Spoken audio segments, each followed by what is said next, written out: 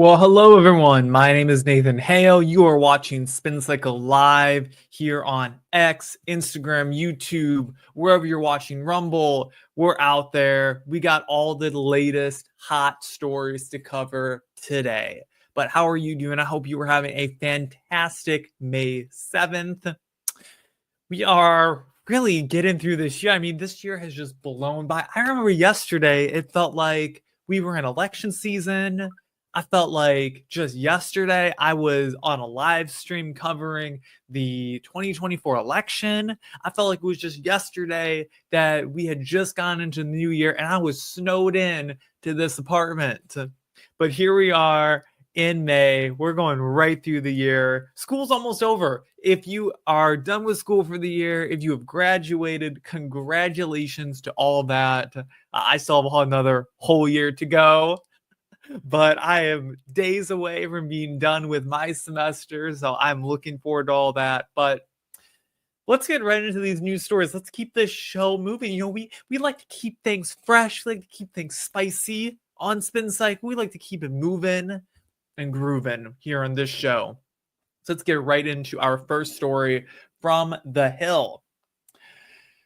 All right, Voice of America planning partnership with One America News, according to Kari Lake.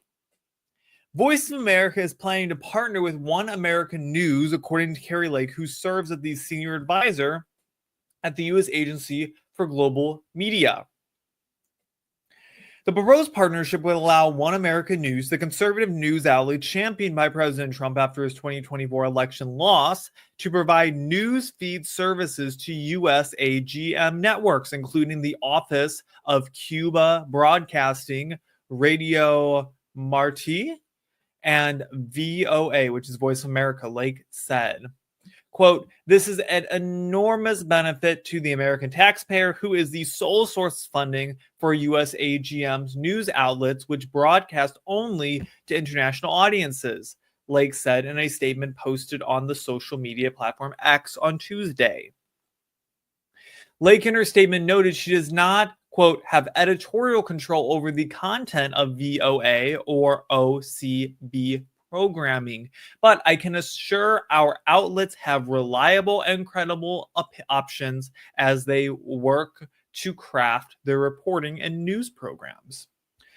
Trump's tapping of Lake, a fierce critic of the mainstream media and a loyal political ally of the president, has sparked widespread concern about the future of VOA and other U.S. taxpayer-funded foreign broadcasters. All right. I got a couple of things I'm thinking about here. Number one, really, is I don't really know why we as Americans care what the content is that, what is it? The actual agency's name. Not One America, sorry. Voice America, which is U.S. Agency of Global Media. I don't really know why we care what the content the U.S. Agency of Global Media is publishing. I don't know why we as Americans would want to view it. It's all international content, right? My understanding is that they have news outlets, they have platforms that are posting uncensored, just unbiased news to international audiences, primarily those who are in areas where there isn't freedom of the press, like we have in the United States. So Eastern Europe, South America, Middle East, parts of Asia, right? So the people there know what's going on, right? I don't really know why we care about any of that, frankly. I don't know why we want to post that on One America News. I don't know why your typical news viewer would really care. That being said, I think it's an interesting idea, just as a nerd myself, that we are posting newscasting of international affairs into the American audience, right? So I can't necessarily fault them, but I don't really see why this is that big of a deal or why this is getting news articles on the Hill published on it, or if this is like controversial at all. One America News, I understand why that's a little bit controversial. They definitely had a kind of rocky road in their whole background, other than being delisted, I think, from a lot of major cable networks. That being said, I think it would be better if more Americans had, knew more about what's happening internationally, but I don't really think people are going to care that much about this. I mean, I frankly don't care what's happening in Asia or certain parts of Europe where these news broadcasts generally are happening. So, yeah, I mean, I don't know. I'm like confused, but also not. And I I don't really know what to do with this. We'll see where it goes, but I just thought it's interesting. I opened up the news headlines, and this is like one of the top stories of today is that there's a partnership with One America News, which I feel like this story just got really bolstered because of that reason. But I don't know. I think that I don't know. I think that a lot of times people on the right and the left like to criticize news agencies as a whole instead of the specific people publishing that content. So I'll give you an example. CNN, for instance, is constantly criticized by people on the right. I've covered a number of CNN articles on this news show. I think depending on whatever it is that they're reporting on, they do a pretty good job. Same thing with Fox being criticized by the left for being super right-leaning and extreme. We cover Fox News stories all the time on this show, and I think depending on who wrote it and what the story is about, it's actually pretty neutral. Same thing with certain CNN stories. There's definitely the outliers in there, but I think to defend One American News here, I don't really see that this is all that big of a deal as long as the content they're getting is unbiased. That's coming from U.S. Agency for Global Media. So Trump's also working to shut this whole thing down, by the way. So I don't know why we're wanting to even work on publishing it to the United States audience when it's trying to be shut down anyways by Donald Trump. So he signed a whole executive order on this earlier this year, I believe, or at least to massively cut back on it. Anyways, that's what I got to say about that. All right. Next story we got comes from the Independent. So, all right. This is interesting to me. I got some thoughts on this. World's richest 10% responsible for 2/3 of global warming since 1990 study finds. 50 richest billionaires produce more carbon emissions in under 3 hours than average British person does in their entire lifetime. The world's wealthiest 10% have caused more than 2/3 of global warming since 1990, according to a major new study that directly linked climate change disaster to income-based emissions. The study, published in the journal Natural Climate Change, has found that emissions linked to consumption and investments of high-income individuals have been largely responsible for extreme weather events like heat waves and droughts, especially in vulnerable regions that have contributed the least to the crisis. Using new modeling techniques, scientists traced emissions from different global income groups and assessed their contributions to specific climate extremes. They found the top 1% of emitters contributed 26 times the global average to increases in daily heat events and 17 times more to droughts in the Amazon. Quote, if everyone had emitted like the bottom 50% of the global population, the world would have seen almost no additional warming since 1990, said Carl Fredericks Schlossner, head of the Climate Impacts Group at the International Institute of Applied Systems Analysis and co-author of the study. So I think that's interesting. I go read the full article for yourself. It definitely gets more into it. I'll link in the description if you're watching YouTube or Rumble. But I think this kind of slaps in the face what the left has been telling us for years. So let's recap. Where are we in all this climate change nonsense? So number one, I don't think there's any use in trying to even combat climate change until we get places like China under control. China is the biggest polluter into the environment, the biggest environmental polluter.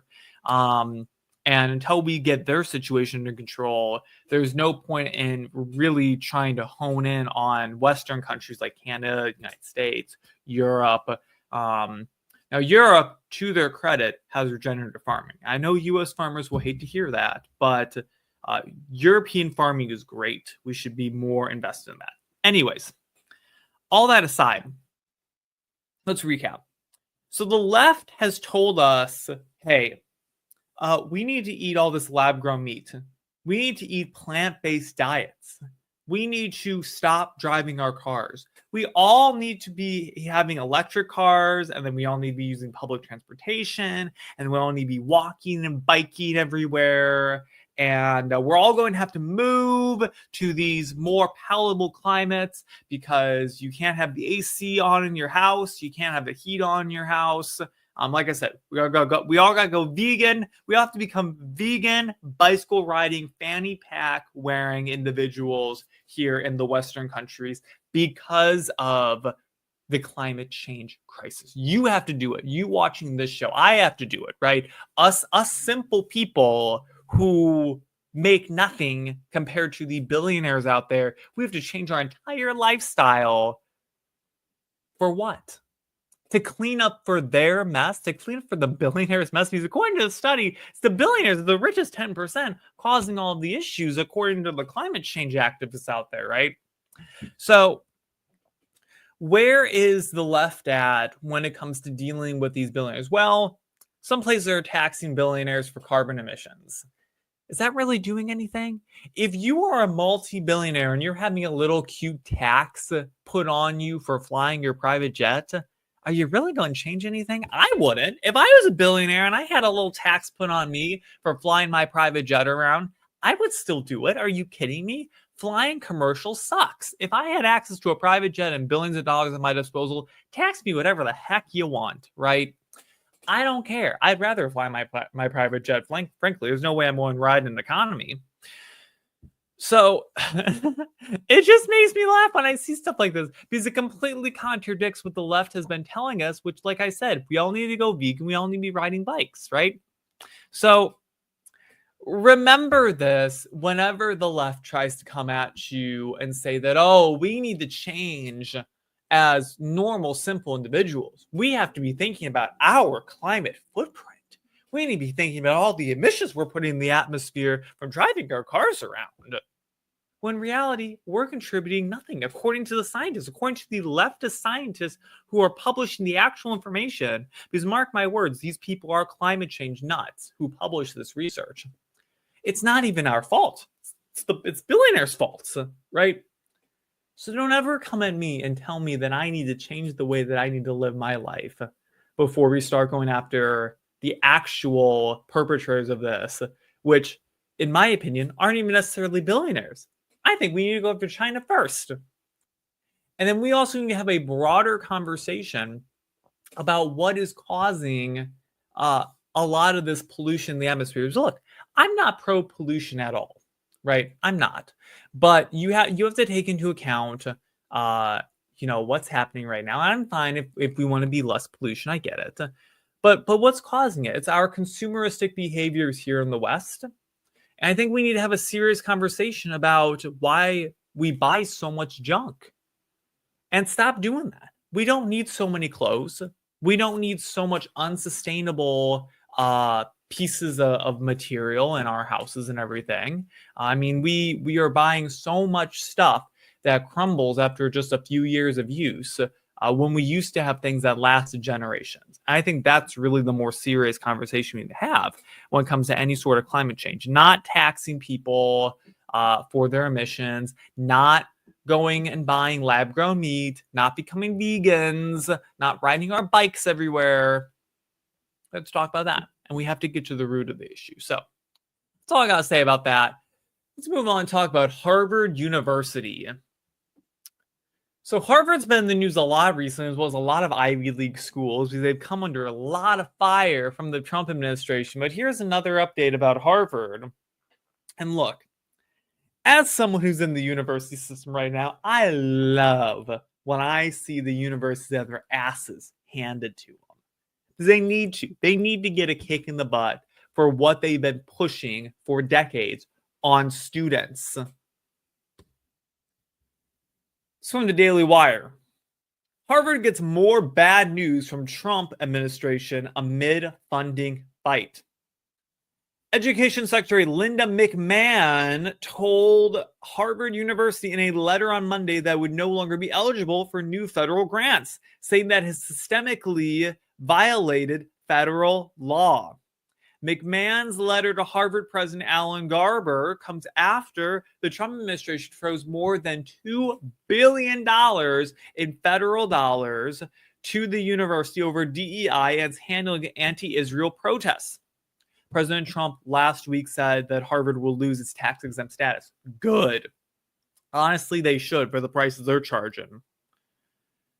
Quote, Harvard has made a mockery of this country's higher education system. It has invited foreign students who engage in violent behaviors and shown contempt for the United States of America to its campus, McMahon wrote. In every way, Harvard has failed to abide by its legal obligations, ethical and critical duties, its transparent responsibilities, and any semblance of academic rigor.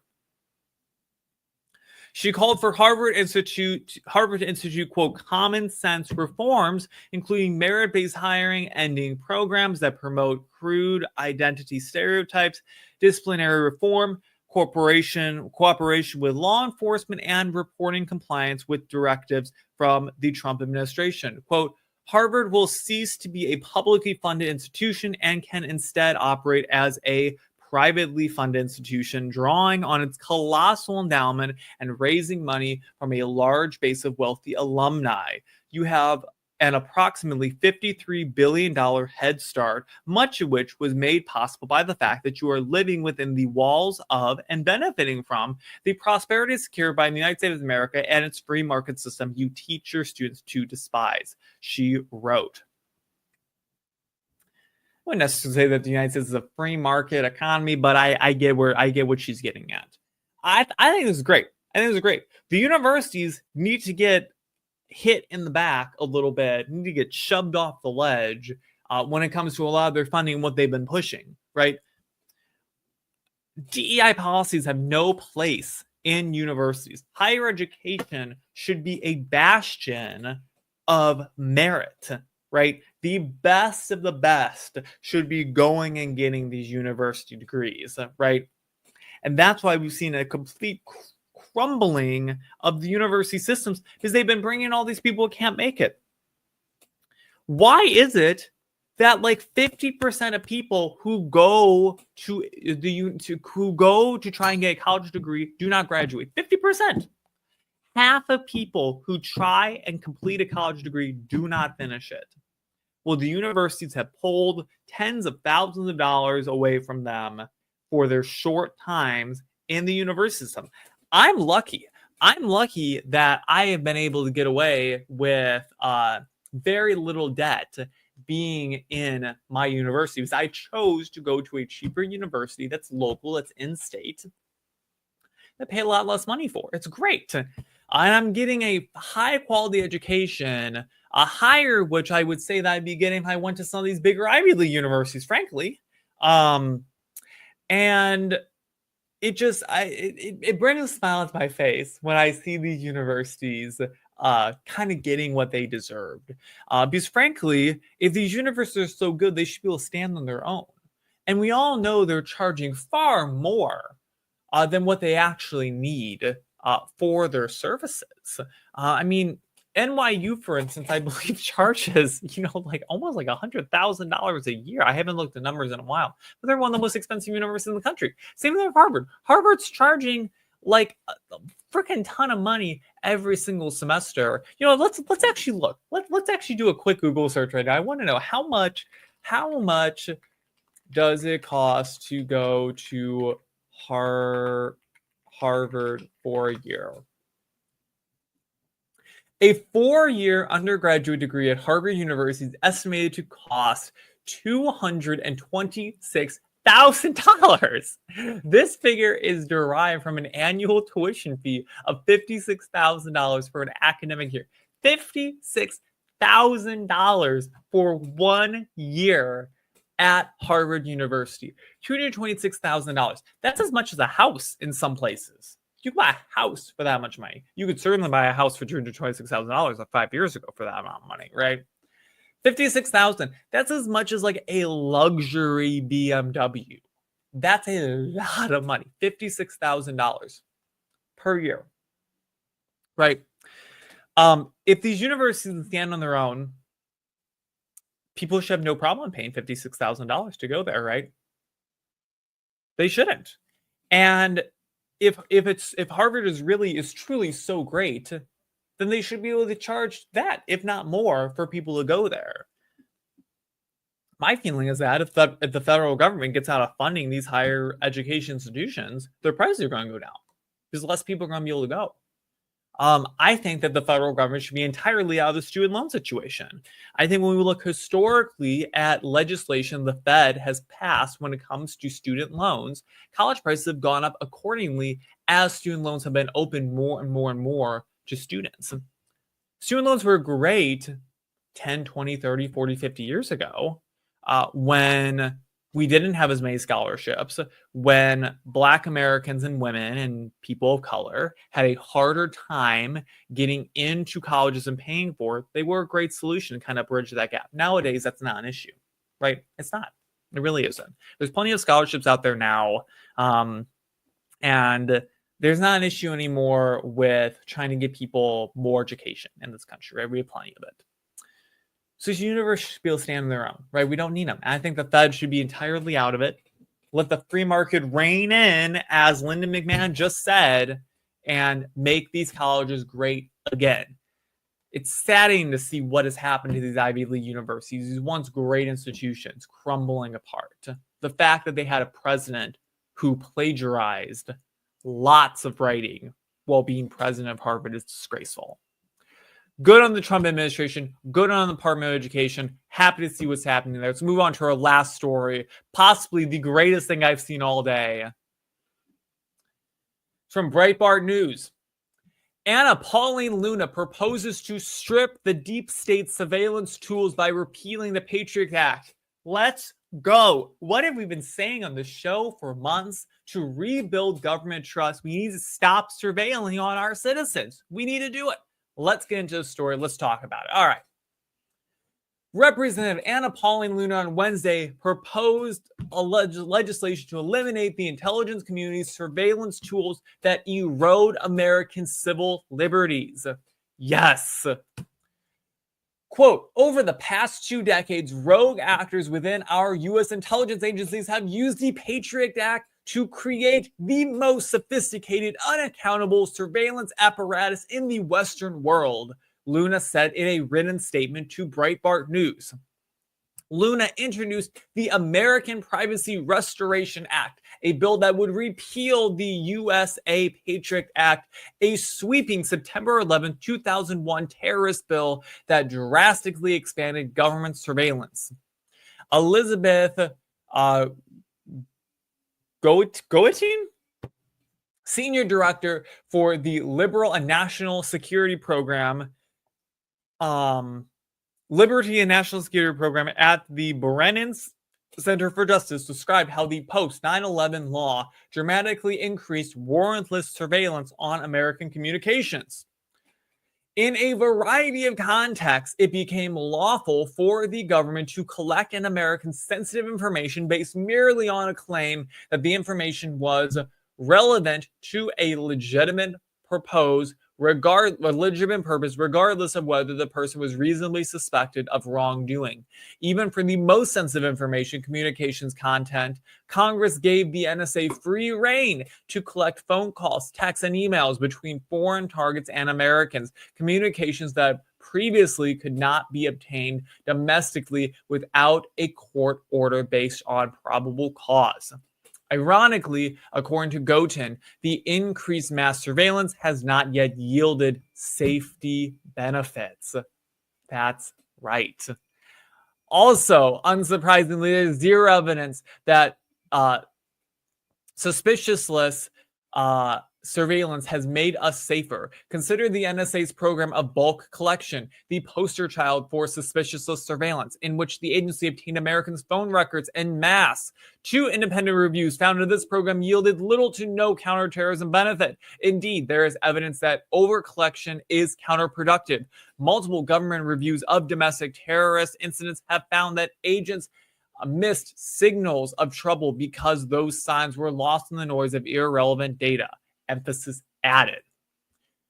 Achieving this goal will require restoring limitations that were stripped out of the law after 9/11, as well as enacting new ones to ensure that American sensitive information is protected from disclosures, regardless of who holds the information or the technology used to capture it. Goten wrote about the need to restore pre-9/11 protections for civil liberties. House Judiciary Chairman Jim Jordan, who's from Ohio, said, quote, "We need to make sure we win this time." During 2024 debate to reauthorize Section 702 of the Foreign Intelligence Surveillance Act, the FISA Act, previously oriented lawmakers nearly passed an amendment to legislation that would have required a warrant for searches of Americans' communications. As Congress inches forward reauthorizing surveillance laws next year, Luna looks to rein in government's ability to conduct warrantless searches that trample America's constitutional protections. Quote, "My legislation will strip the deep state of these tools that protect every American's Fourth Amendment right against unreasonable search and seizure. It's past time to rein in our intelligence agencies and restore the right to privacy. Anyone trying to convince you otherwise is using security as an excuse to erode your freedom," Luna concluded in her statement. This is fantastic. I am so glad to see this. I want you to pay deep attention to how this legislation goes. We will be sure to update you on this as it happens. But the lawmakers who vote against this, who don't want this to happen, who want our state administration to be able to spy on everyone at any time for any reason at all, those are the people who are against you as the American people. Those are the people who do not want your freedom. Those are the people actively attacking freedom and privacy in the United States of America. Those are the people that we need to vote out. Those are the people who do not have your best interests at heart.